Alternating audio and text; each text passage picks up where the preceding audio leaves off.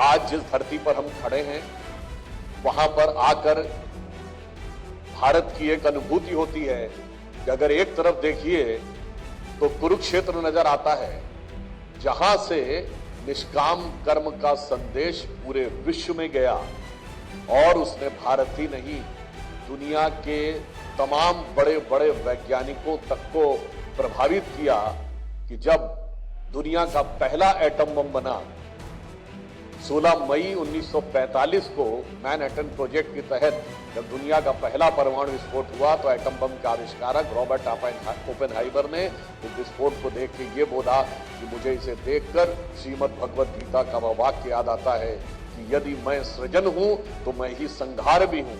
यह बात उन्होंने अपने मेमोयर में कोट की। दूसरी तरफ देखिए तो वह पंजाब नजर आता है जिसने अलेक्जेंडर के जमाने से लेकर ग्रीक, हूण, शक, यमन, मंगोल, अफगान सारे भारत पर होने वाले आक्रमणों को, जिन्होंने दुनिया में भले ही तबाही मचाई हो, मगर इस पंचनद से प्राचीन काल में पंचनद कहते थे, उसी से 5 नदियों से पंजाब बना है, उसके द्वार पर आकर वह ध्वस्त हो जाते थे। तो इसके लिए एक पंक्ति कहूंगा कि ग्रीक, हूण, शक, यमन हारते थे भूमि पर और टूटते थे हौसले पंचनद के तीर पर। और फिर आज अवसर है स्वर्गीय बलराम दास जी टंडन जी की स्मृति में आयोजित इस व्याख्यान का।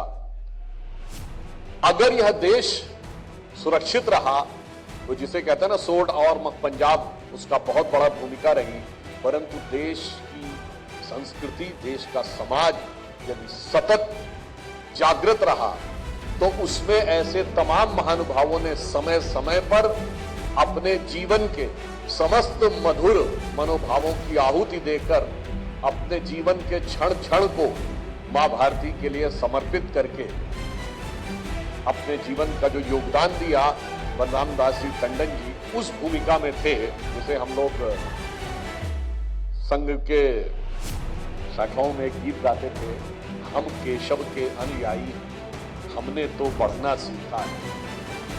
अंधकार में बंद भटकते, पंथ बिना व्याकुल दुख सहते, पथ दर्शक दीपक बल तिल तिल हमने तो जलना सीखा। तो जिन्होंने अपने पूरे जीवन को एक पथ दर्शक दीपक की तरह, जो अभी संजय जी बता रहे थे कि आज का दौर तो एक दूसरा है, मगर उस दौर में यदि पूर्ण निष्ठा के साथ, पूर्ण त्याग और तपस्या के साथ जिन लोगों ने काम किया, आज यदि भारतीय जनता पार्टी का भव्य भवन आपको संपूर्ण विश्व में दिखाई पड़ता है तो उसकी नींव की ईंट में ऐसे पत्थर लगे हैं जिन्होंने पूर्ण निष्ठा, त्याग और समर्पण के साथ अपने को पूर्णतः समर्पित करके इसका आधार बनाया। बलराम दास जी टंडन उनमें से एक। और मैं यह भी कह सकता हूं, आजादी के बाद कांग्रेस के पहले अध्यक्ष राजर्षि पुरुषोत्तम दास टंडन बने थे, जो कांग्रेस के अंदर राष्ट्रवाद के विचार के प्रतीक थे। और जवाहरलाल नेहरू जी ने चूंकि फिर यह कहा कि अब साहब वो 2 पावर सेंटर नहीं होने चाहिए, इसलिए चुनाव जीतने के बाद भी टंडन जी को इस्तीफा देना पड़ा था। यदि राजर्षि टंडन जी के बाद यदि दूसरा कोई टंडन जी के नाम से ध्यान उत्तर भारत में आता है तो वो स्वर्गीय बलराम दास जी टंडन। अब आज का यह अवसर, आज भी एक सुंदर संयोग बनाकर यह अवसर आया। कल हमने कारगिल विजय दिवस मनाया और आज प्रधानमंत्री श्री नरेंद्र मोदी तमिलनाडु के गंगईकोंड चोलपुरम में राजा राजेंद्र चोल के नेवल एक्सपेडिशन के 1000 साल पूरा होने के स्मृति में एक सिक्का जारी कर। और फिर इतना ही संयोग नहीं है, अभी चंद दिन पहले भारत ने यूपीआई ट्रांजैक्शन, जो हमारा डिजिटल पेमेंट सिस्टम है, उसने वीजा को छोड़कर पूरी दुनिया में एक दिन में सबसे ज्यादा ट्रांजैक्शन करने वाला प्लेटफॉर्म होने का गौरव हासिल किया।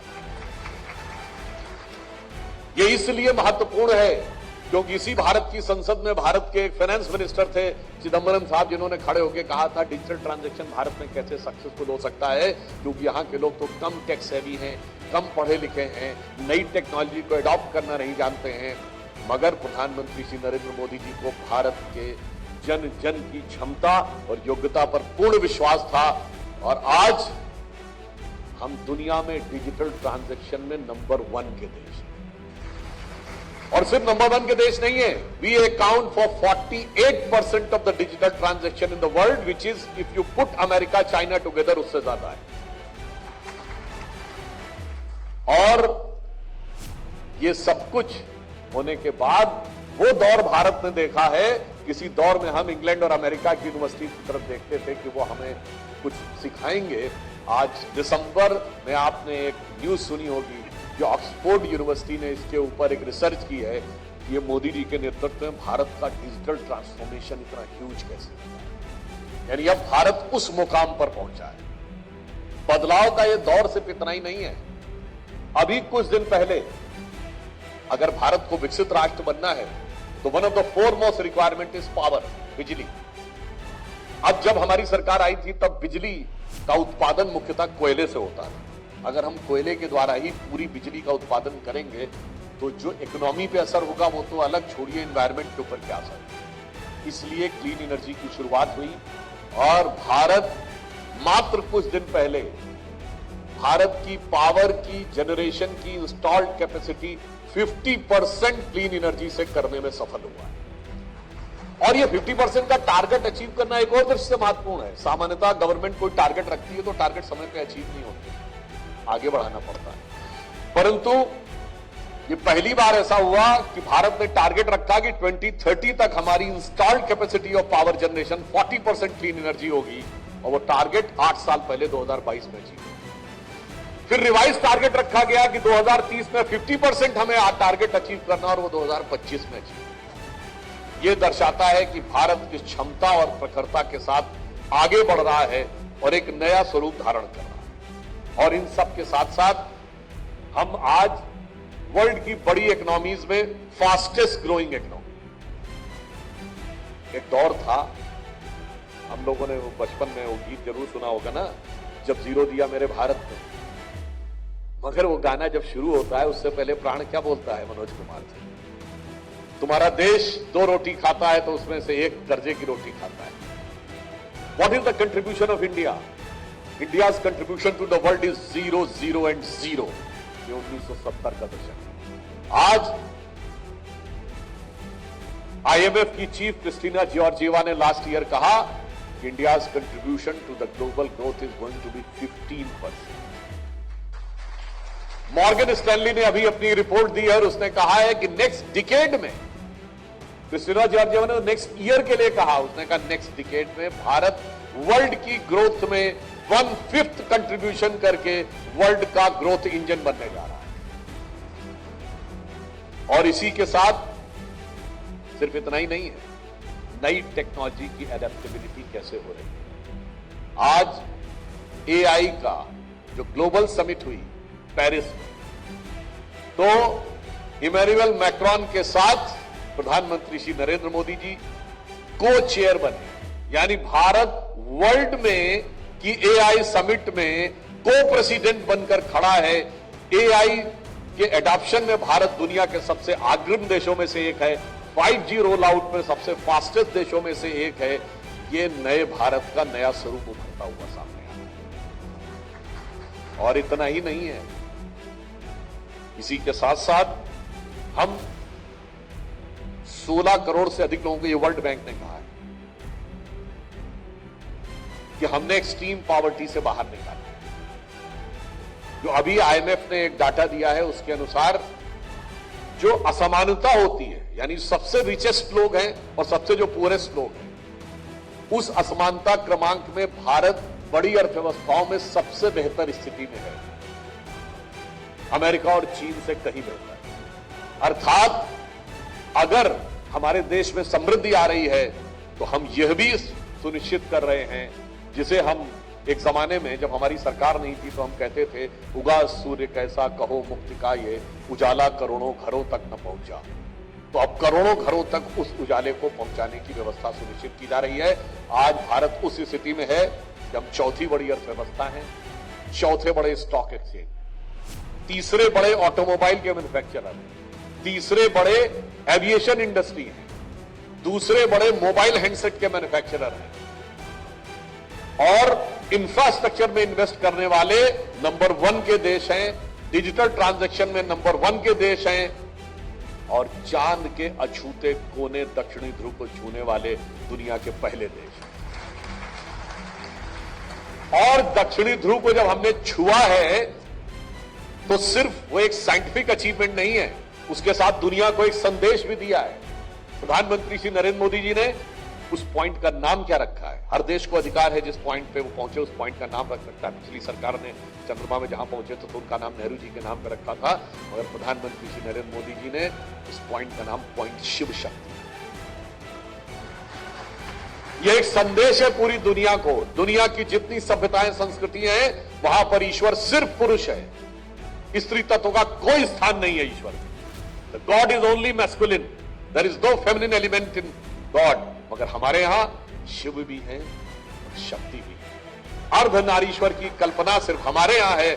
तो भारत ने दुनिया को यह संदेश दिया है कि हम दुनिया के एकमात्र देश हैं जो अनादिकाल से आज तक उस परंपरा का पालन करते हैं। शिव और शक्ति दोनों को समान रूप से पूजते हैं। वैसे वो लोग सिर्फ समानता की बात करते हैं तो आगे रखते हैं। हमारे यहां जो भगवानों के नाम है, गौरी शंकर है, गौरी पहले शंकर बाद में, लक्ष्मी नारायण, लक्ष्मी पहले नारायण बाद में, सीताराम, सीता पहले राम बाद में, राधे श्याम, राधा पहले श्याम बाद में और माता पिता, माता पहले पिता बाद में। अब एक और बात समझिए, ये बात केवल हम हवा में नहीं कह रहे। हमारे यहां कहा जाता मातृशक्ति। मातृशक्ति इसलिए कहा जाता है कि आप सब ने जिन्होंने भी फंडामेंटल साइंस पढ़ी होगी, अगर थोड़ी बहुत भी बायोलॉजी या केमिस्ट्री पढ़ी होगी, तो जो हमारी सेल है, सेल के अंदर जो पावर हाउस ऑफ एनर्जी किसे कहते हैं? माइटोकॉन्ड्रिया। और जाके चेक करिएगा, माइटोकॉन्ड्रियल डीएनए सिर्फ मदर से आता है, फादर से आता ही नहीं। और इसीलिए जब सृष्टि के निर्माण की बात होती है, हमारा नया वर्ष शुरू होता है चैत्र शुक्ल प्रतिपदा को, तो फंडामेंटल साइंस क्या कहती है? यूनिवर्स का क्रिएशन तब शुरू होगा जब सबसे पहले एनर्जी आएगी, इनिशिएशन ऑफ एनर्जी होगा। तो इसलिए सबसे पहले शक्ति की आराधना नवरात्र के द्वारा हमारा नया वर्ष शुरू होता है। तो सेल के अंदर से देख लीजिए या यूनिवर्स तक देख लीजिए, शक्ति मात्र ही होती है, इसलिए मात्र शक्ति हमारे यहां कहा जाता है। भारत का यह स्वरूप एक नया संदेश पूरी दुनिया को दे रहा है। मगर इसी के साथ साथ जो आज का जैसे प्रश्न है, पूरी दुनिया में कुछ चिंता की लकीरें भी खड़ी हो, क्योंकि अभी तक लोग कहते थे सभ्यता, संस्कृति, ज्ञान, इसमें तो भारत के पास बहुत कुछ है, मगर पावरफुल कंट्री नहीं। क्योंकि दिनकर जी ने कहा था, ये जग नहीं सुनता निर्बल जनों का शांति प्रवचन, ये जग नहीं सुनता निर्बल जनों का शांति प्रवचन, शीश है उसको झुकाता जो कर सके रूपमान वर्णन। यानी दुश्मन को जो झुका सके उसकी बात कोई सुनता है। और जब से हमारी सरकार आई, उसके आने के बाद क्या परिवर्तन हुआ? अगर उरी हुआ तो सेना ने, आर्मी ने जाकर सर्जिकल स्ट्राइक, यदि पुलवामा हुआ तो एयरफोर्स ने जाकर बालाकोट पे स्ट्राइक किया, और यदि पहलगाम हुआ तो ऑपरेशन सिंदूर में जाकर नो टच वॉर के द्वारा पाकिस्तान के 11 एयरबेस के ऊपर अटैक। यानी वो दिन गए जब भारत सॉफ्ट पावर माना जाता था, वो सॉफ्ट स्टेट माना जाता था। सॉफ्ट पावर तो है, the era of India soft state is over, क्योंकि अब भारत माता के ऐसे शेर आकर बैठे हुए हैं जो शांति के कबूतर उड़ाने में विश्वास नहीं करते, गुरु गोविंद सिंह जी के बाज उड़ाने में विश्वास नहीं करते। भारत का यह बदलता हुआ स्वरूप हमारी सोच के अनुरूप ही है। एक बार डिबेट में सज्जन पूछने लगे, साहब अटल जी तो ये कहते थे कि हम दोस्त नहीं बदल सकते, दोस्त बदल सकते, पड़ोसी नहीं बदल सकते, पर आप तो पड़ोसी के साथ दूसरे ही तरीके से व्यवहार कर रहे हैं। मैंने कहा नहीं, मोदी जी अटल जी की सीख को एक कदम आगे बढ़ा रहे हैं। अटल जी ने कहा था हम दोस्त बदल सकते हैं, पड़ोसी नहीं बदल सकते। तो मोदी जी ने कहा बिल्कुल सच, हम पड़ोसी नहीं बदल सकते, पर पड़ोसी को हैसियत में तो रख सकते हैं। क्योंकि इससे पहले तो हमारी स्थिति बहुत विचित्र थी।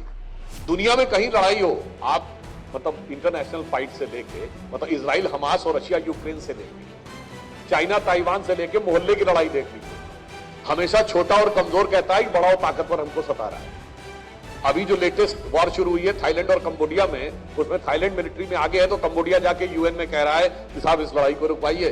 अगर हम ऐसे विचित्र देश थे, हम बड़े थे, हम ताकतवर थे, हम जंग जीत रहे थे, और हम जाके यूएन में खड़े हो जाते थे और हम उसके बाद मार खाते रहते थे और केवल ये बताते रहते थे कि देखिए साहब वो फला हमको मार रहा है। अब वो दौर आया है कि ऑपरेशन सिंदूर ने वो दिन दिखाया कि जब ऑन रिकॉर्ड आप सबने बयान सुना होगा, पाकिस्तान के प्राइम मिनिस्टर शहबाज शरीफ जी ने कोट करते हुए कहा कि हमारे, उनका ही कोट बोल रहा हूं, हमारे सिपह सलार जनरल आसिम मुनीर ने मुझे 9 और 10 की दरमियानी रात को 2:30 बजे जगाकर कहा कि हिंदुस्तान ने हमारे कई एयर बेसेस पर अटैक कर दिया है और नूर खान एयर बेस पर भी मिसाइल गिरी है, अनकोट। फिर उन्होंने अजरबैजान में जाके कहा कि हमने तो सोचा था हम फजर की नमाज के बाद 4:30 बजे अटैक करेंगे, हिंदुस्तान ने उससे पहले 2:30 बजे अटैक कर लिया। वो मुहूर्त ढूंढते ही रह गए, हमारा मुहूर्त पहले निकल आया। क्योंकि अब भारत इस बात का इंतजार नहीं करता है और इस प्रक्रिया के द्वारा हमने क्या हासिल किया, एक न्यूक्लियर ब्लफ कि साहब हमारे पास न्यूक्लियर बम है, हम अटैक कर देंगे। भारत ने दिखा दिया कि हम हर चीज का उचित समुचित उत्तर देना चाहते हैं। वो जैसे हम ऑन द लाइटर नोट कहूं, वो एक कोई पुरानी फिल्म थी ना जिसमें वो शक्ति कपूर आता है और हर बात में बोलता मेरे तन्ने चक्कू है, मेरे तन्ने चक्कू है, और आखिर में चक्कू होते हुए भी उसकी पिटाई हो जाती है। तो कुछ कुछ वैसा ही हुआ, वो बार बार कहता था मेरे तन्ने न्यूक्लियर वेपन है, मेरे तन्ने न्यूक्लियर वेपन है, मगर उसके बाद भी वो काम हो गया।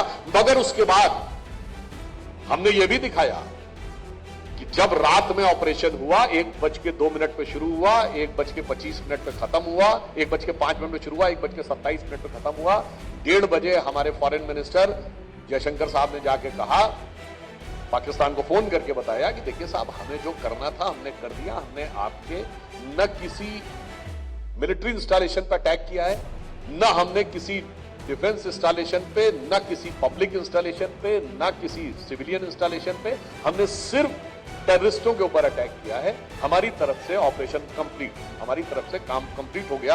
अब अगर आप बढ़ाना चाहें, वो समझ नहीं पाया ये उनके लिए ट्रैप था, क्योंकि अब उसके बाद अगर उसने अटैक किया इसका मतलब उसने आतंकवादियों को ऑन कर दिया। और उसके बाद तो फोटोएं दिखी कि उनके नमाज़े जनाजा में पाकिस्तान के आर्मी के चीफ और पुलिस के लोग जाके खड़े हुए हैं। यानी हमने दुनिया के सामने स्टेट एक्टर और नॉन स्टेट एक्टर का जो पर्दा डाल रखा था, जो नकाब डाल रखा था पाकिस्तान ने, उसको उठाने में सफलता हासिल। अब उसके बाद यह भी बात को समझना चाहिए कि हमें यह भी समझना है कि हम चौथी बड़ी अर्थव्यवस्था के रूप में उभर रहे हैं।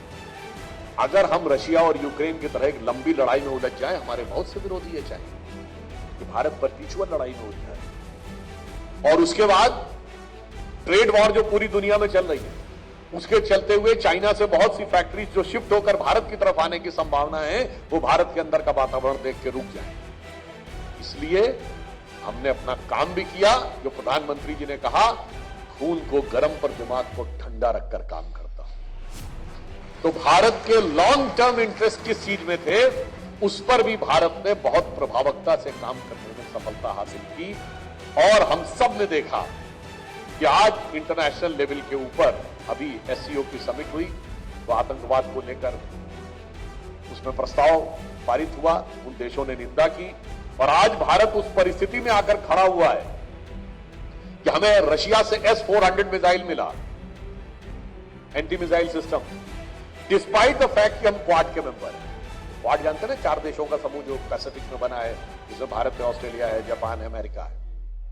रूस कभी भी ऐसे देश को नहीं देता, और जो देश रशिया से मिसाइल ले लेता उस पर अमेरिका प्रतिबंध लगा देता। We are the only country जिसने S-400 मिसाइल सिस्टम दिया, उसके बाद भी अमेरिका ने सैंक्शंस नहीं लगाए। और तो और छोड़िए, उसके बाद अमेरिका ने हमसे प्रीडेटर ड्रोन देने का कॉन्ट्रैक्ट कर लिया, जो नेटो के अलावा उसने किसी कंट्री को नहीं दिया।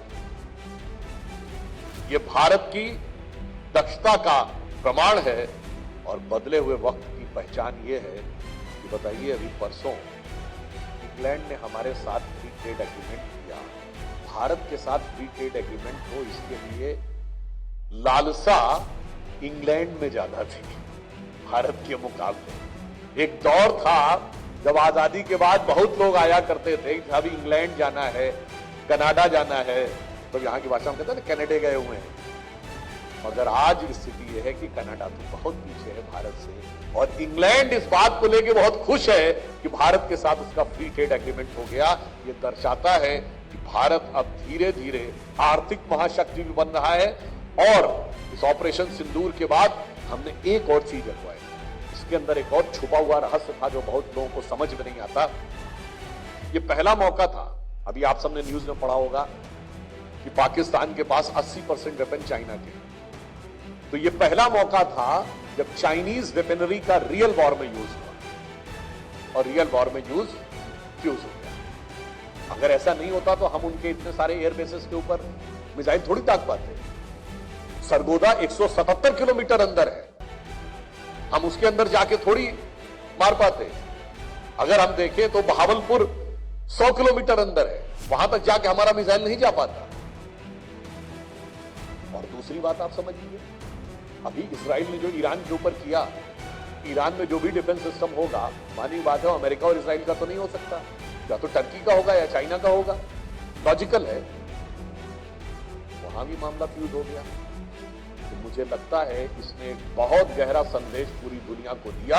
और अब आप आगे का फ्यूचर समझिए कि भारत को लेकर दुनिया आशान्वित भी है और सशंकित भी है, यानी लोगों के अंदर होप भी है और उसके साथ साथ थोड़ा ऑफुल एटमॉस्फेयर भी है। अगर अमेरिका यूरोप से पीछे हट रहा है, नाटो से, वो कह रहा है, अगर ट्रंप ने कहा कि साहब अपना रक्षा बजट बढ़ाइए, डिफेंस बजट 5% करिए, अब आप सोचिए यूरोप के कंट्रीज के सामने क्या स्थिति। उनके पास सब कुछ है, उनके पास पैसा है, टेक्नोलॉजी है, लॉजिस्टिक्स है, डिफेंस क्वालिटी के अच्छे मटेरियल है, क्या नहीं है, मैन पावर है। तो there can be a strong possibility कि वो अपनी डिफेंस इंडस्ट्री की मैन्युफैक्चरिंग आउटसोर्स करने के लिए दुनिया में अगर कोई जगह देखेंगे तो सबसे पहले उनकी निगाह भारत से। और ये बात हम ऐसे नहीं कह रहे, आपने भी देखा कि रफाल विमान बनाने वाली कंपनी डसॉल्ट एविएशन ने रफाल के फ्यूजेलाज बनाने का कॉन्ट्रैक्ट टाटा डिफेंस को, यानी ये शुरुआत हो गई है, क्योंकि उनको भारत के जो मैन्युफैक्चरिंग कैपेबिलिटी है उसके ऊपर भरोसा निरंतर बढ़ता चला जा रहा है। और इसीलिए आप देखें कि ऑपरेशन सिंदूर के तुरंत बाद चाइनीज कंपनीज के, डिफेंस कंपनीज के स्टॉक्स नीचे आए। एविक सिस्टम चिंगडू के जो स्टॉक्स थे वो 9 से 20% नीचे गिरे। बाद में चूंकि चाइना में सब कुछ गवर्नमेंट कंट्रोल है, तो उन्होंने पूरा जोर लगा के 1-1.5 महीने के बाद फिर उसे बढ़ाना शुरू किया। और इधर भारत की जो डिफेंस कंपनीज थी, ऑपरेशन सिंदूर के तुरंत बाद के आप 15-20 दिन से लेकर 1 महीना तक देख लें तो HAL का स्टॉक 14% बढ़ा, मझगांव डॉक्स का स्टॉक 22 से 23% बढ़ा, गार्डन शिपयार्ड का भी स्टॉक 20% के आसपास बढ़ा।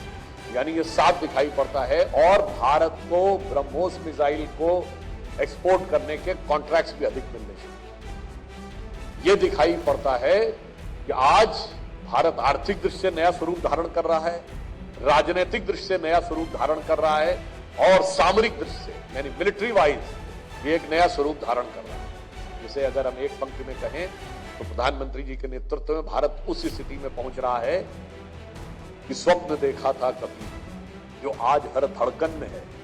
एक नया भारत बनाने का इरादा मन में है और बढ़ रहे हैं हम प्रगति की ओर, जिस रफ्तार से कर रहा है विश्व भी हमको नमन उस पार से। अब यहां पर दुनिया के लिए गंभीर बात आई। देखिए, कोई भी देश सुपर पावर बनना चाहे तो 3 पोटेंशियल्स होने चाहिए। Number 1 economic power, number 2 military power, number 3 intellectual power. ये 3 चीजें आपके पास होंगी, then you will be considered as powerful. मगर अगर दुनिया को मोटिवेट करना है, वर्ल्ड ऑर्डर को गाइड करना है, तो सिर्फ इन 3 से काम नहीं चलता, क्योंकि इन 3 के द्वारा आप किसी भी देश को दबा सकते हैं, उस देश के दिमाग पे कब्जा कर सकते हैं, उस देश का दिल नहीं जीत सकते।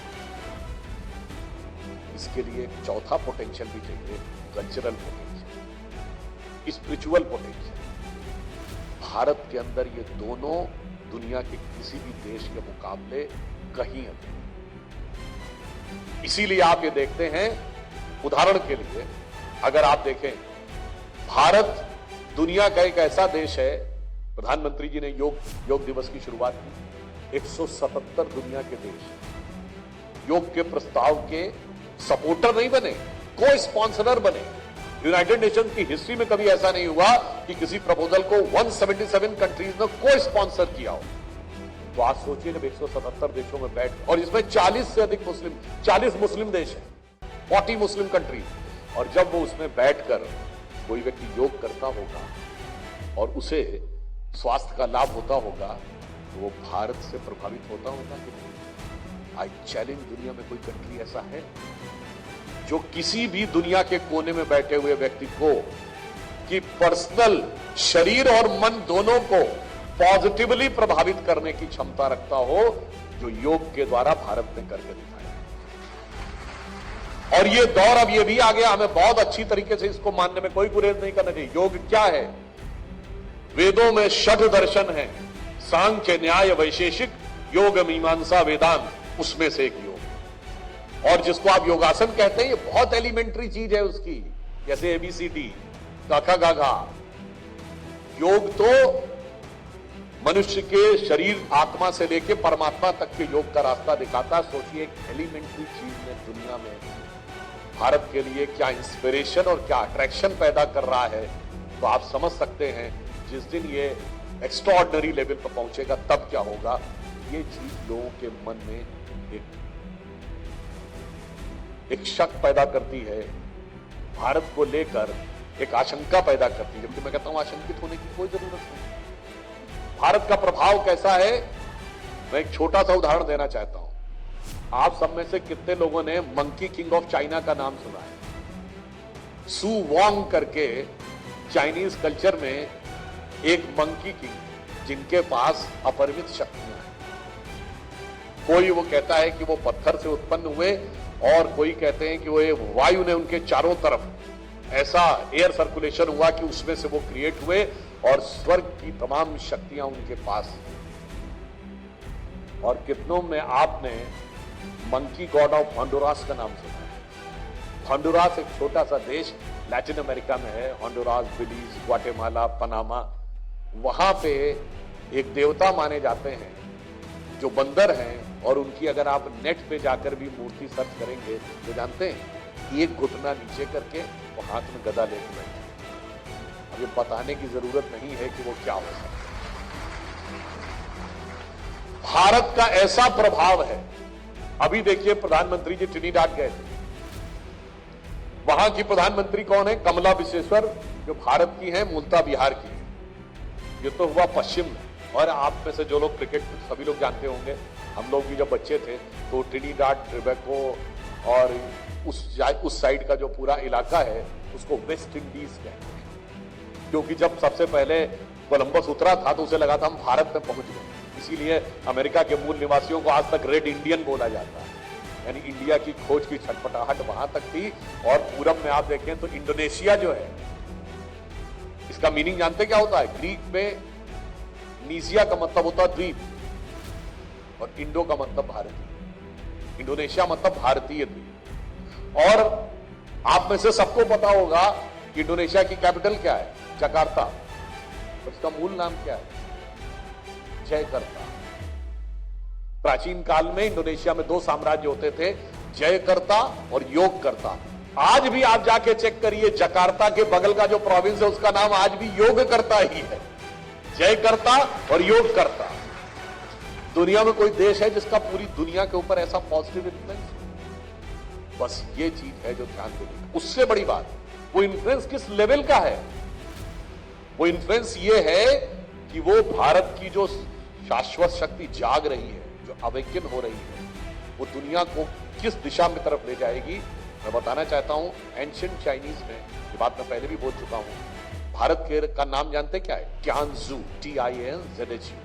जू वहां पर वर्ड यूज होता है सेंटर के लिए, जैसे हमारे यहां पुर यूज होता है, जयपुर, नागपुर, कोल्हापुर वगैरह वगैरह। वैसे ही वहां जाओ, हानजाओ, ग्वानजाओ, आपने ऐसे बहुत से शहरों के नाम सुने होंगे। और टियान का अर्थ होता स्वर्ग। टियानजाओ means center of haven.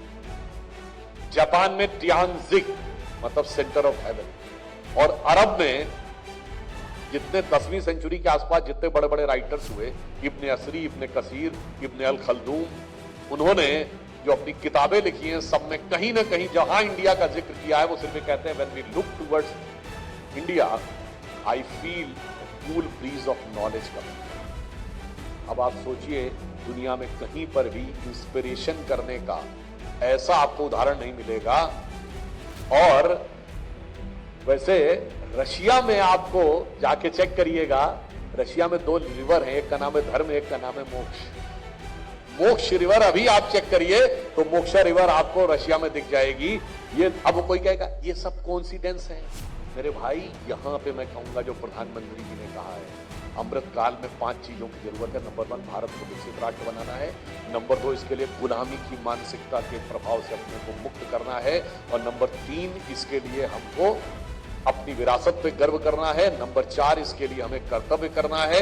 Number 5, कर्तव्य सामूहिक रूप से करना है। अब आप ये समझिए कि अगर मंकी गॉड ऑफ हॉन्डुरास ये कोइंसिडेंस, मोक्ष रिवर इन रशिया ये कोइंसिडेंस है, टियानजाओ इन चाइना ये कोइंसिडेंस है। और इतना ही नहीं, जॉर्डन रिवर के वेस्ट बैंक पे एक शहर है, इसका नाम है राम अल्लाह। भाई अल्लाह समझ में आता है, राम कहां से आ गया उसमें? ये कोइंसिडेंस है। और जो पैराहो डायनेस्टी का पहले राजा का नाम आता राम से, ये कोइंसिडेंस है। ये कोइंसिडेंस कुछ नहीं है, दिमागों में ऐसा भारी एम फैक्टर भरा हुआ है जिसकी की वजह से आप सही चीज देख नहीं पा रहे। एम फैक्टर जानते क्या है? ये Macaulay thought of 20th century, 19th century, Marxist thought of 20th century. और वैसे कोई तीसरा वाला भी जो आप समझ रहे होंगे, आपकी बुद्धिमत्ता पे मुझे पूरा भरोसा है। अब मैं यहां कहना चाहूंगा, जब भारत उभर रहा है तो अच्छी तरह समझिए, सिर्फ भारतीयों को कॉन्फिडेंस की कमी है। हम अपनी शक्ति भूले हुए हनुमान जी की तरह, इसलिए हनुमान जी का उदाहरण। मगर दूसरों को पता है कि जिस दिन हनुमान जी की शक्ति जागृत हो गई, उस दिन इसके सामने कोई टिक नहीं पाएगा। पवन तनय सुत पवन तम समाना, काचो के साथ रहा बदवाना। तो सब चाहते हैं कि वो सोते रहें। हम अगर सोते रहना है, बाहर से रोकना संभव नहीं है, तो घर के अंदर आकर षड्यंत्र करो, भारत के अंदर भेद पैदा करने की कोशिश करो। आप सबने सुना होगा ना, 4 तरीके होता है ना, साम दाम दंड भेद। तो साम से काम नहीं चल रहा है, दाम से इकोनॉमिक सैंक्शन तो 98 में लगाए गए थे, फिर भी हम ऊपर से निकल आए। अब दंड यानी हमें कोई मिलिट्री से नहीं दबा सकता है, तो अब चौथा है भेद। साम दाम दंड भेद। तो अब भारत के अंदर चौथा षड्यंत्र शुरू हो रहा है, भेद। वो क्या है? 2 जगहों पे सबसे ज्यादा क्रिएट किया जाता है। एक पंजाब में अंग्रेजों ने शुरू किया था वहीं से, और एक दक्षिण भारत में तमिलनाडु, मद्रास प्रेसिडेंसी। इन दोनों जगहों पर अंग्रेजों ने शुरू किया कि ये दिखाएं कि वो भारत से अलग हैं और वो हिंदू आइडेंटिटी से अलग हैं। और इसके लिए एक सिस्टमेटिक प्रयोग किया गया, और उसके द्वारा सच को कवर अप करने के जितने भी प्रयास किए गए, आज भाषा पे लड़ाना है। आप देख रहे हैं ना, कहीं हिंदी बनाम मराठी पे लड़ो, तो कहीं हिंदी बनाम तमिल पे लड़ो, तो कहीं कन्नड़ पे लड़ो, फिर दक्षिण बनाम उत्तर पे लड़ाना है। याद करिए, कर्नाटक के फाइनेंस मिनिस्टर थे सर DK सुरेश, उन्होंने कहा कि साउथ इंडिया ज्यादा टैक्स कलेक्शन देता है नॉर्थ से। तो पत्रकार ने उनसे पूछा तो क्या अलग हो जाना चाहिए? कहते हाँ, हम अलग होने पे सोचे। फिर क्षेत्र पे लड़ाना है, जात पे लड़ाना है। भारत को किस प्रकार से लड़ाते रहना है और लड़ाने के लिए किस सीमा तक जाना है।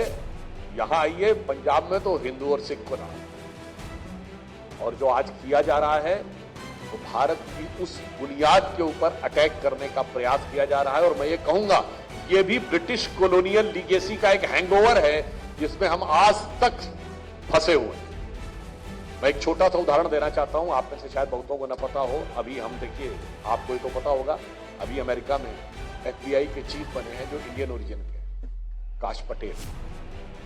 और आपको पता है अमेरिका का इंडियन ओरिजिन का पहला कांग्रेसमैन कौन था? He was a Punjabi Sikh, Dalip Singh Saund. 1956 में वो यूएस कांग्रेस के लिए चुन के गए। He was not just the first Indian, he was the first Asian. He was not just the first Sikh, he was the first Indian, he was the first Asian जिसने अमेरिकी संसद की सदस्यता ली। मगर ये बात है वो 1930 के आसपास पहुंच गए। आज का जमाना नहीं। उन्होंने किताब लिखी my mother India. My mother India, mother India एक अलग किताब है। मदर इंडिया फिल्म तो आप लोगों ने देखी होगी किसी ने, और मदर इंडिया एक कैथरीन मेयो की किताब है जिसमें भारत के बारे में बहुत अनाप शनाप लिखा है। तो उसके काउंटर में उन्होंने किताब लिखी माई मदर, जिसमें वो एक लाइन लिखी। दलीप सिंह सॉन सिख हैं और क्या लाइन लिख रहे हैं? And is the first US congressman, first Indian, first Asian US congressman. वो क्या लिखते हैं? वो कहते हैं I do not know where the spirit of consciousness of know not, but as a Hindu I can say that consciousness of India is black but clean. अब आप सोचिए इस सच को कौन झुठला सकता है? मगर सच को कवर अप करने के प्रयास कैसे होते हैं? महाराजा रणजीत सिंह के खुद के कालखंड में, उनके जीवन काल में जो सबसे एथेंटिक डॉक्यूमेंटेशन उनका है, उमदुल तवारीख, और जिसको सोहनलाल सूरी जी ने लिखा, मतलब उनके कालखंड में डॉक्यूमेंट है। उसमें महाराजा रणजीत सिंह जी के अंतिम क्षण का जो वर्णन है वो उमद उत तवारीख के ट्रांसलेशन के 690 से 97 के आसपास के पेज नंबर वॉल्यूम 3 में है, जाके देखिएगा। तो वो क्या कहते हैं कि जब महाराजा रणजीत सिंह जी का अंतिम समय आया, पूरी रात भर गुरु ग्रंथ साहब का पाठ हुआ, और कहते हैं जब अंतिम समय आया तो भाई चांद राम ने उनसे कहा राम राम बोलिए। महाराजा रणजीत सिंह जी के सिरहाने पर श्रीमद् भगवत गीता रखी गई, उनके मुंह से 2 बार राम राम निकला। ये उनके जमाने में लिखा गया है, और निरंतर उनकी दृष्टि लक्ष्मी नारायण की मूर्ति के ऊपर थी। और उनकी मृत्यु के 3 दिन बाद उनकी अस्थियों को हरिद्वार में गंगा में विसर्जित किया। अब बताइए कितना स्कोप है इसमें डिफरेंस क्रिएट करने का। मगर एक करके नहीं देखना, अलग अलग करके। इसके बीच में जिस प्रकार का एक भेद पैदा करने का प्रयास किया जाता है, मैं एक छोटी सी बात कहना चाहता हूं। हम लोग जब सिख धर्म के पवित्र ग्रंथों को, चाहे जपजी साहब हो या कोई भी अन्य हो, तो उसकी शुरुआत क्या कहते हैं? एक ओंकार सतनाम, कर्ता पुरुष, एक ओंकार, यही सच्चा नाम है। और अब आप आइए, गीता में जब भगवान कृष्ण कहते हैं ना मैं अमुक में अमुक हूं, जब विराट रूप दिखाते हैं मैं इसमें ये हूं, इसमें ये हूं, इसमें क्या कहते हैं? ईश्वर के नामों में मैं, प्रणवों में मैं ओंकार, ईश्वर के नाम में मैं ओंकार। कोई डिफरेंस है क्या? अगर एक ओंकार सतनाम कह रहे हैं तो यही प्रणवों में मैं ओंकार हूं, ये भगवान कृष्ण गीता में कह रहे हैं। अब अगर आप ये देखें, अनेक अवसरों के ऊपर इतनी गहराई से चीजें लिखी गई हैं, मगर अफसोस कि आज उस सच को छुपाने का प्रयास होता है। गुरु नानक देव जपजी साहब में एक जगह कहते हैं, करनी आवे कपड़ा और नदरी मोक द्वार। कपड़ा शब्द क्यों यूज किया? वो कहते हैं ना, कर्म से कारण आपको कर्म का फल मिलता है, कपड़े का प्रतीक क्यों यूज किया? फिर मैं कहता हूं, जाइए, यही तो प्रतीक गीता में भी यूज किया गया है। वासांसी जीर्णानि यथा विहाय नवानि ग्रहणाति नरोपराणि तथा शरीरानि विहाय जीर्णानि अन्याति संयाति नवानि। जब किसी की भी मृत्यु होती है, आपने जरूर सुना होगा, इसको मैं हिंदी में कह दूं, वो कहते हैं मृत्यु एक सरिता है जिसमें श्रम से कातर जीव नहाकर धारण करता है वह तब नव काया रूपी वस्त्र बना। शरीर को कपड़ा माना गया है, और ये माना गया है जैसे आप कपड़ा पुराना होने पे छोड़ देते हैं और उसके बाद नया वस्त्र धारण कर लेते हैं, उसी प्रकार शरीर जर्जर होने पे आत्मा नया रूप धारण करती है। आपको कर्मों के अनुसार शरीर मिलता जाता है, मगर मोक्ष अगर मिलेगा तो वो कृपा से। अब बताइए इसमें कितना डिफरेंस मिल जाएगा। फिर आप बताइए, गुरु गोविंद सिंह जी ने जो पंच प्यारे चुने वो किन क्षेत्रों से चुने? एक लाहौर से, एक हस्तिनापुर, एक जगन्नाथपुरी, एक द्वारका और एक बीदर। National integration. और वो भी देखिए, इन जगहों का प्रतीक समझिए भारतीय संस्कृति के साथ। हस्तिनापुर, जगन्नाथपुरी और द्वारका, यानी पूरा का पूरा कार्य जो भारतीय संस्कृति, हिंदू धर्म और संस्कृति की रक्षा के लिए किया गया। मैं बचपन में लखनऊ में जहां रहता था, उसके बगल में गुरुद्वारा था, गुरुद्वारा श्री गुरु तेग बहादुर साहब। उस गुरुद्वारे की खासियत ये थी, वहां गुरु तेग बहादुर आकर रुके थे और गुरु गोविंद सिंह जी की सिग्नेचर की हुई शायद गुरु ग्रंथ साहब 4 ही जगहों पर रखी, उसमें से एक लखनऊ में। तो मैं अक्सर जब मैं सुबेरे उठता था तो एक भजन बज रहा होता था, श्री गुरु तेग बहादुर जग में जो तेरा अवतार न होता, डूब जाती ये धर्म की नैया जो तू खेवनहार न होता। अब मैं पूछता हूं कौन सा धर्म था? श्री गुरु तेग बहादुर साहब किस धर्म के लिए अवतार लिए थे? धर्म तो हिंदू ही था।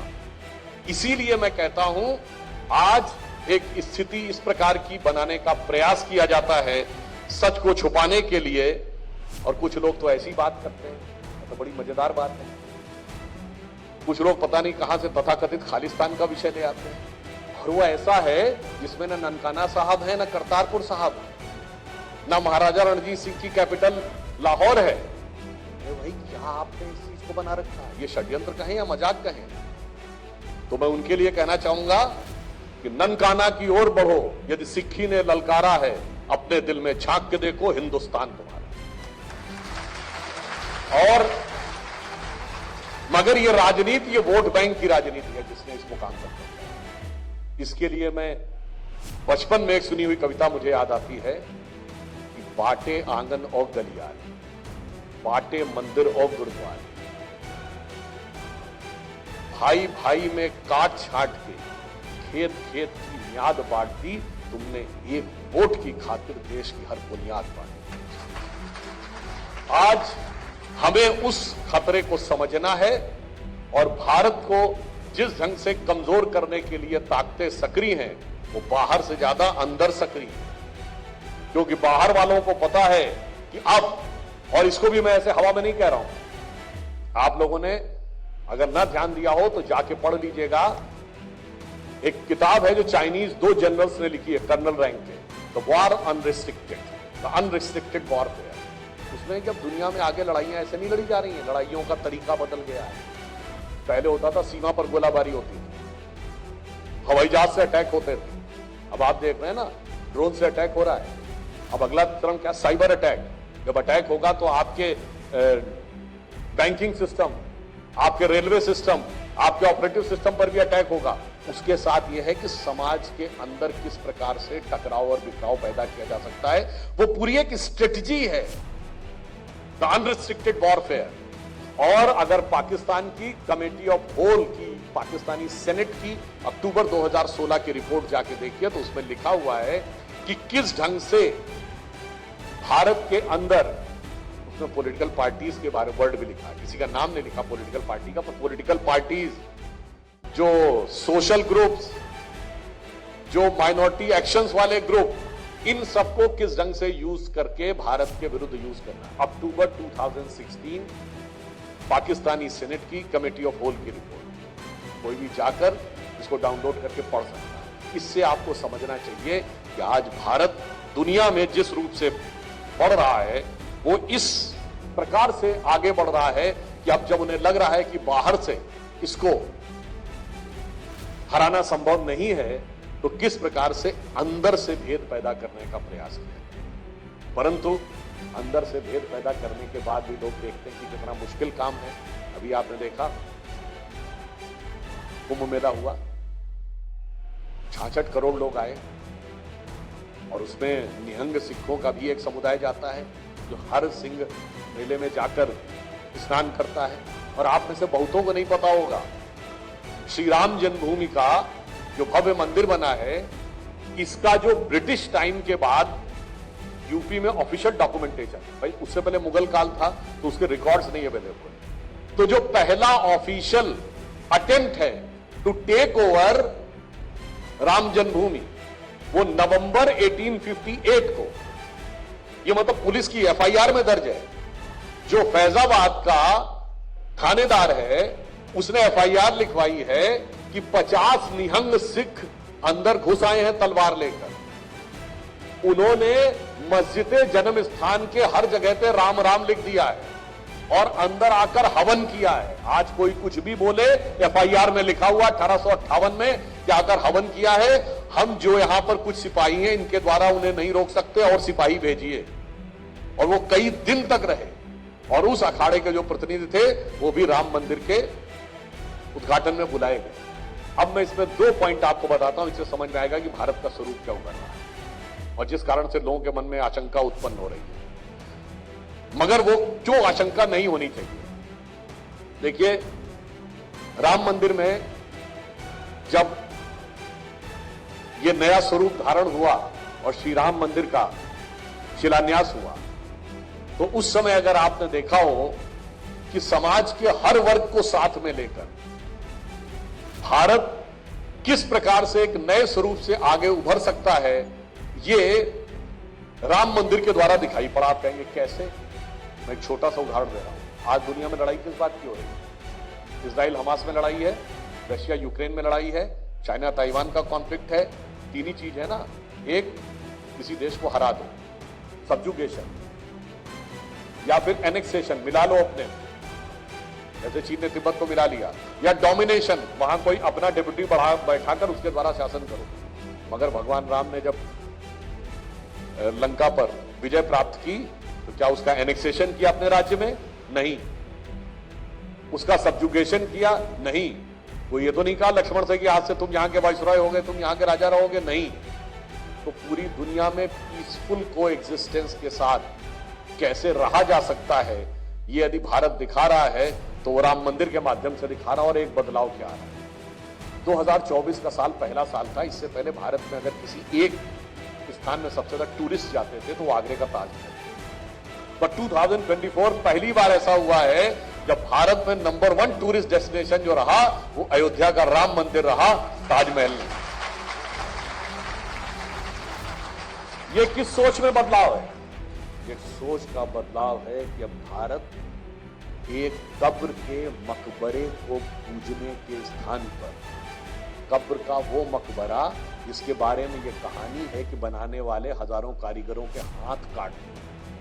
अब बताइए, वो कम्युनिस्ट जो श्रमिकों की लड़ाई लड़ने की बात करते हैं वो इसको यूटिलाइज करते हैं। ये साहब कितना महान काम था।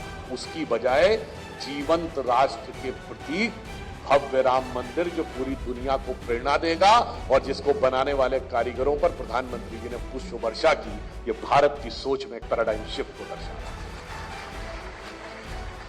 है। और सिर्फ इतना ही नहीं है, कुंभ का मेला क्या दर्शा रहा है? 66 करोड़ लोग आए, 50 लाख विदेशी आए। आप बताइए, किसी दूसरे धर्म में ऐसा होता है कि जो उस धर्म को ना मानने वाले लोग जाकर वहां यात्रा करने के इच्छुक हों? कितने गैर मुस्लिम आपको दिखेंगे हज की यात्रा करने के इच्छुक, कितने गैर क्रिश्चियन दिखेंगे वेटिकन जाने के इच्छुक। और अगर खुदा ना खास्ता उनके मन में इच्छा उत्पन्न हो जाए हज पे जाना है तो पहली शर्त है कन्वर्ट हो जाओ।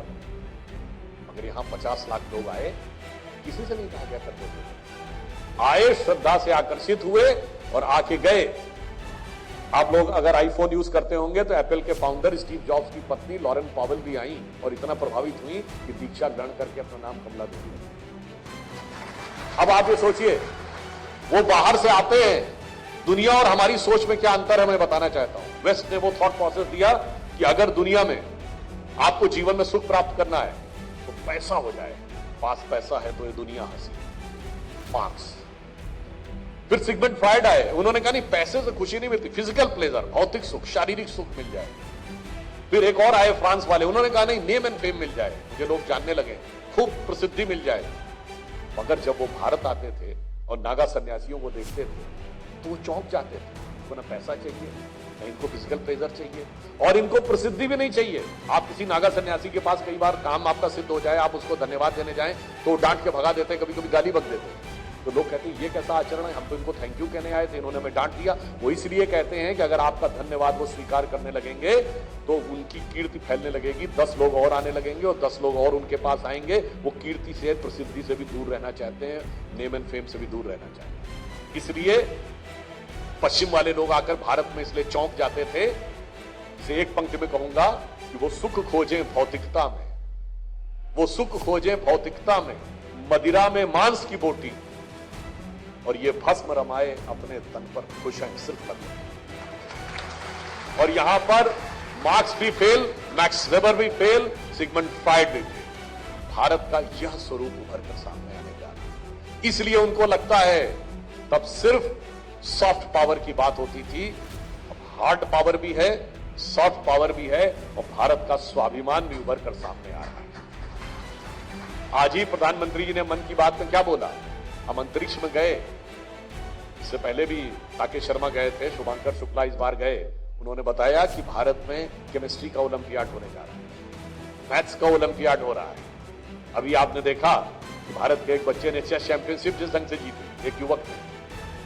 यानी अब अगर देखा जाए तो भारत अपनी एक नए स्वरूप में उभरता हुआ दिखाई पड़ रहा, जिसमें सब कुछ है, और उस सब के साथ एक इंटेलेक्चुअल के साथ साथ कल्चरल पोटेंशियल तो है ही, मगर एक मैं अंत में कहना चाहूंगा, सबसे बड़ा पोटेंशियल भारत में जानते क्या है? Spiritual potential.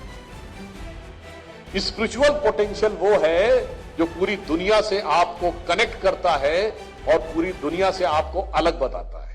वो स्पिरिचुअल पोटेंशियल क्या है? ये स्पिरिचुअल पोटेंशियल वो है जिसके लिए उपनिषदों का जर्मन में अनुवाद करने वाले ऑर्थर शोपेनहावर ने कहा था, if you want to see the height of human wisdom, you have to go under the sky of India। ये स्पिरिचुअल पोटेंशियल वो है, आप सब में से पता नहीं कितने लोगों ने इरविन श्रोडिंगर का नाम सुना है। ये बहुत बड़ा फिजिक्स का साइंटिस्ट था जिसने क्वांटम थ्योरी उस जमाने में दी थी। उसने ये कहा है कि जो क्वांटम का कॉन्सेप्ट है, उसका वर्ड जानते क्या है? उसने कहा क्वांटम हमें सिखाता है पूरे यूनिवर्स में हम आप आइसोलेटेड नहीं है, अलग अलग नहीं है, सारा विश्व एक ही तत्व से जुड़ा हुआ है। उसने ये वर्ड लिखा है, उसकी किताब का नाम है my view of the world. उसमें चैप्टर नंबर 5 है, इस चैप्टर का नाम ही है वेदांतिक विजन। उसमें कहता है then you are able to comprehend in first one single sentence तत्वमसि, जो वेदों में कहा यही तत्व मैं हूं, I and you are inseparable. और इसीलिए जो बात सिख धर्म में कही गई है, कर्ता पुरुष, कर्ता और पुरुष, यानी जो कॉज है एंड द एक्शन है, दे आर इनसेपरेबल। और वो इनसेपरेबल कैसे होते हैं, 1 मिनट में मैं उसका भी आपको थोड़ा सा आइडिया दे देता हूं। आप सबने सत श्री अकाल शब्द जरूर सुना होगा, पर इसका गहरा मीनिंग क्या है? सत्य क्या होता है? वो जिसको नष्ट नहीं किया जाता। अब आप सोचिए, जैसे कि मान लीजिए पोडियम है, इसको आप इसके टुकड़ों में डिवाइड कर दीजिए तो पोडियम खत्म हो गया, पर लकड़ी तो रह गई। फिर लकड़ी को जला दीजिए, उससे कोयला बन गया। फिर इसको डिवाइड करते चले जाइए, तोड़ते चले जाइए, इसका स्वरूप चेंज करते चले, फाइनल में एक एलिमेंट आएगा जिसको चेंज नहीं किया जा सकता, जो अल्टीमेट होगा, जिसमें कोई परिवर्तन नहीं हो सकता, वही सत्य है। जिसमें परिवर्तन हो सकता है, जिसकी जन्म मृत्यु हो सकती है, वो असत है। ठीक। अब आप सोचिए टाइम क्या है? What is time? आप कहते हैं टाइम की जरूरत तब होती है जब there is change going on. Time is the parameter which measures the change in any system. अब आप कल्पना करिए, अगर कुछ क्षण के लिए इस कमरे में कोई परिवर्तन ना हो तो समय रुक गया ना। अब आप सोचिए, जब आप उस मूल एलिमेंट पे पहुंचे जहां कोई चेंज हो ही नहीं सकता, तो वहां टाइम का एग्जिस्टेंस ही नहीं, वो काल से परे है। तो वो क्या हो गया? अकाल। जहां काल में वो क्या है? सत्य। और सत्य क्या है? श्री भगवान। तो जो भगवान है, वो जो ब्रह्म है, वो क्या है? वो सब है, यानी शाश्वत है, जिनमें कोई परिवर्तन नहीं हो सकता। वहां there is no requirement of time, he is beyond time and space, और वही एब्सोल्यूट ईश्वर है ये सत श्री अकाल को अगर गहराई से आप समझेंगे तो मुझे लगता है भारत का सार तत्व स्वयं आपको समझ में आ जाए। और इसलिए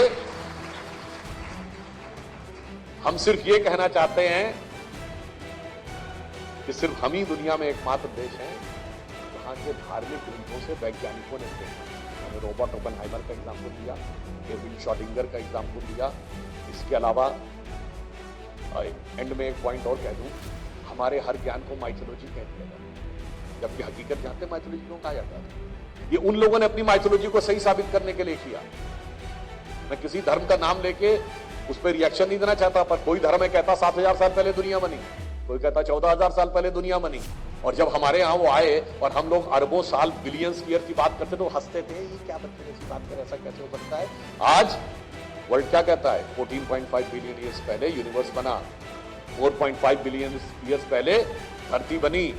और कार्ल सेगन जो दुनिया का सबसे बड़ा कॉस्मोलॉजिस्ट में से एक है, वो कहता है only the ancient calculation of Hindus matches with the modern scientific cosmological calculation. आज तब तुम हम पे हंसते थे माइथोलॉजी कह के, आज विज्ञान तुम पे हंसते। बस हमारे अंदर वो आत्मविश्वास उभरना चाहिए, हमारे अंदर वो कॉन्फिडेंस आना चाहिए और पूरे भारत को एक रूप में देखने का वो प्रयास। जो भारत को कुछ लोग ऐसे हैं जो टुकड़े टुकड़े में अलग करना चाहते हैं, हमारा लक्ष्य क्या होना चाहिए, इसे मैं एक बिंदु में कहना चाहूंगा कि आज पूरा भारत एक स्वरूप में आगे बढ़ रहा है। तो इसे एक पंक्ति में कहेंगे, अनेकता में ऐक्य मंत्र को जन जन फिर अपनाता है, देखो प्यारा देश हमारा आगे बढ़ता जाए।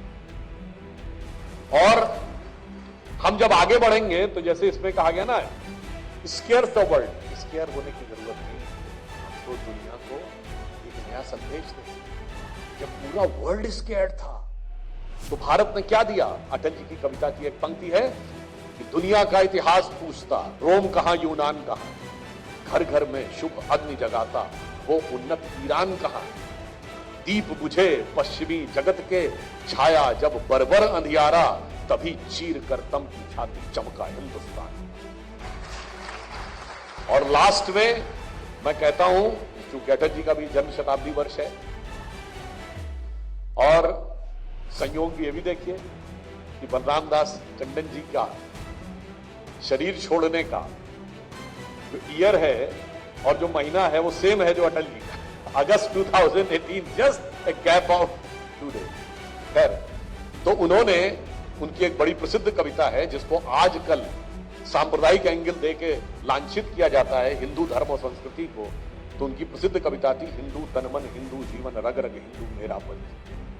तो मैं उसके अंतिम छंद के साथ यह बात को कंक्लूड करना चाहूंगा जिसमें वो कहते हैं, होकर स्वतंत्र मैंने कब चाहा, मैं कर लूं जग को गुलाम। There is no need of world to be scared.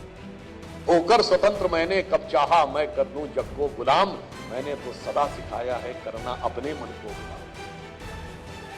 Gopal Ram के नामों पर कब मैंने अत्याचार किया, कब दुनिया को हिंदू करने घर घर में नरसंहार किया, कोई बतलाए काबुल में जाकर कितनी मस्जिद तोड़ी, भूभाग नहीं शत शत मानव के हृदय जीतने का निश्चय, हिंदू तनमन हिंदू जीवन रग रग हिंदू मेरा। And last I would like to say that India is all set to rise. You should have no doubt about it. प्रधानमंत्री जी ने कहा ना, यही समय है, सही समय है। और जो लोग भ्रम फैलाने की कोशिश कर रहे हैं वो प्रकृति के चक्र को बदल नहीं सकते। एक लाइन में आपको उस चक्र को बता देता हूं। एक जमाने में भारत वर्ल्ड का पावर सेंटर था ना, इंटेलेक्चुअल, मिलिट्री एंड इकोनॉमिक। 2500 साल पहले हमारा डिक्लाइन होना शुरू हुआ। तो जब भारत का डिक्लाइन हुआ 2500 साल पहले, तो दुनिया का कौन सा एम्पायर राइज किया? किंग डैरियस ऑफ पर्शिया, आज का ईरान। जब उसका डाउनफॉल हुआ तो मेसोपोटामियन एम्पायर, आज का इराक। जब उसका डाउनफॉल हुआ तो टर्किश एम्पायर, आज का टर्की। जब उसका डाउनफॉल हुआ तो रोमन एम्पायर, आज का इटली। उसका डाउनफॉल हुआ तो पुर्तगाल और Spain. Look at the pattern, Portugal और स्पेन के बाद ब्रिटेन और फ्रांस, ब्रिटेन और फ्रांस के बाद अमेरिकन एम्पायर। अमेरिका में सबसे prosperous west coast, San Francisco, Los Angeles belt. अब आइए पिछले 100 साल में जापान, जापान की इकोनॉमी और जापान की मिलिट्री माइट पर्ल हार्बर तक पे अटैक कर दिया था। अब आइए पिछले 50-60 साल में tiny tigers of Asia Pacific, Hong Kong, Taiwan, Singapore, Macao, अब आइए पिछले 25 साल में चाइना। What next? इसीलिए प्रधानमंत्री जी ने कहा है यही समय है, सही समय है। इसलिए बस ये ध्यान रखिए कि ये 25 साल का जो समय है इसका पूरा एक विचार है जो 1000 साल तक भारत को प्रभावित करेगा। तो हम वो हैं जिनके पास 25 साल का एजेंडा है, 1000 साल के भारत के लिए दृष्टि है और 1000 साल पुराने भारत के लिए प्रेरणा है। बस हमें प्रेजेंट को संभाल के रखना है, प्रेजेंट में कोई गड़बड़ नहीं होने देनी है, कोई वायरस अपने दिमाग में घुसने नहीं देना है। तो इस पंक्ति के साथ समाप्त करता हूं कि गौरवशाली था भूत, भूत का पास, गौरवशाली था भूत, भविष्य भी महान है अगर संभालें आपसे जो वर्तमान। वीके न्यूज, राष्ट्र के नाम।